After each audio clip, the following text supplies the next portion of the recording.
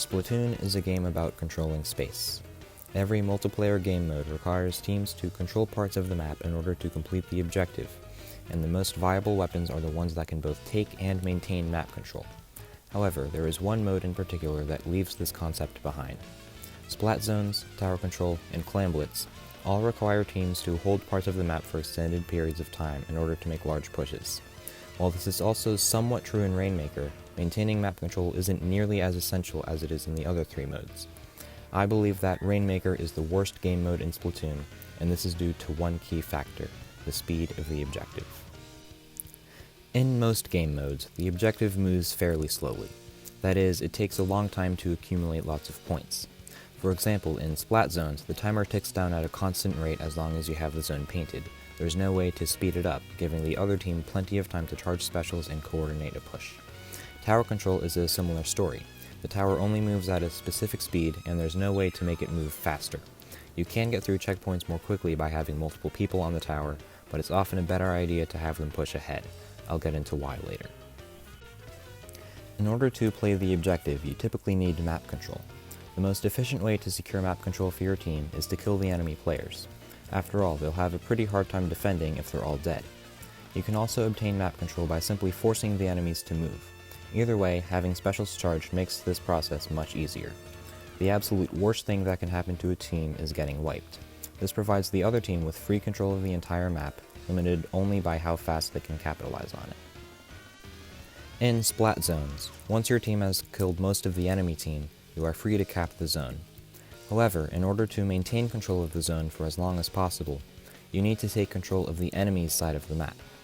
For example, in this footage from Brian, a competitive Explosion player, Brian's team pushes into the enemy spawn much farther than the zone, so that they can maintain control of mid for much longer.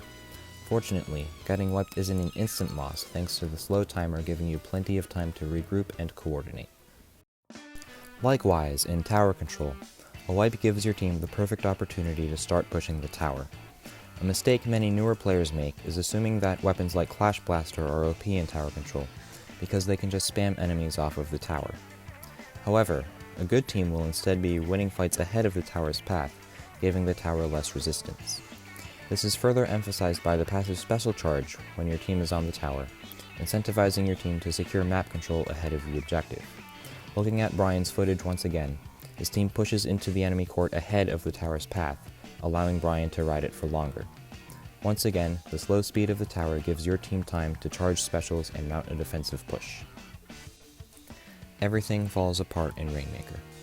Wiping the enemy team means that you can almost always immediately KO, or at the very least push until you have very few points remaining. This is because the objective moves as fast as you want it to, so by the time the other team has fully respawned, you've pretty much already won the game. This is why games of Rainmaker can be as short as 30 seconds, since that's the amount of time it takes for teams to get to mid, pop the Rainmaker shield, wipe the enemy team, and rush to their base for an instant KO. If you somehow don't KO in this time and instead are forced to retreat, the other team still has to push all the way into your spawn in order to take the lead, which is extremely difficult without a team wipe. This is the fatal flaw of Rainmaker. Teams don't need to maintain an aggressive hold for long because the objective moves so quickly compared to the other modes. I don't think I need to tell you that Clam Blitz is the most universally hated ranked game mode in Splatoon. However, I personally love it. The reason why people hate it is because it requires more team coordination than the other three modes, and solo queue teammates are about as reliable as an aerospray's accuracy. I think it's a perfectly balanced game mode, and it doesn't have the same flaws as Rainmaker. While it's still possible to score massive amounts of points in a relatively short amount of time, it isn't free like it is in Rainmaker. In order to make an enormous push in Clam Blitz, your team needs to spend a long time gathering clams, which requires maintaining map control, and then push into the enemy's basket together, finding a balance between scoring points and killing the enemy team. The strategies that are key to other modes, maintaining map control and holding important areas for extended periods of time, are made largely redundant by how fast the Rainmaker can move, and this speed also punishes teams extremely harshly for being wiped.